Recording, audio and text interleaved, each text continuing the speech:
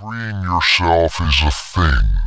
Claiming ownership of your freed self is another.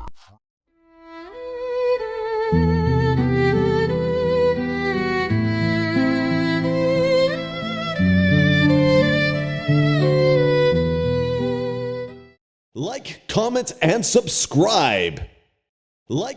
Independence, a word that echoed across the African continent in the mid-20th century like a long-awaited dawn. From Accra to Nairobi, from Algiers to Harare, the chains of colonial rule were broken, or so it seemed. But today, we ask the uncomfortable question: are African nations truly free, or are we living in the illusion of freedom? Between the 1950s and 1970s, more than 30 African countries claimed independence from European powers. National anthems replaced colonial hymns, new flags replaced foreign emblems, yet beneath the surface, many of the same systems stayed intact, only with different faces. We inherited colonial borders, colonial legal systems, colonial economies designed for export, not empowerment. We inherited the framework of control, not liberation. Today, economic policies are still often dictated by global financial institutions like the IMF and World Bank, the new gatekeepers. Natural resources are still extracted by multinational corporations, with profits rarely benefiting the local people. Aid flows in, but with conditions. Loans are granted, but with strings attached. This is neo-colonialism, control without occupation.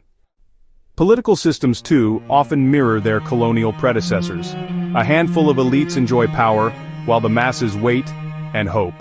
Elections come and go, but true accountability is rare. Is this democracy, or a performance of freedom? Yet despite all of this, the story is not just one of despair. Across the continent, a new generation is rising, questioning, organizing, innovating, refusing to accept the illusion as reality. From tech hubs in Lagos to social movements in Johannesburg, from farmers reclaiming their land to artists reclaiming their narratives, there is a quiet revolution unfolding. True freedom is not just the absence of colonial rulers. It is sovereignty over our minds, our economies, our stories, and our futures. The illusion of freedom can be powerful, but the reality of self-determination is even more so. Africa is still rising, and the journey to true freedom continues.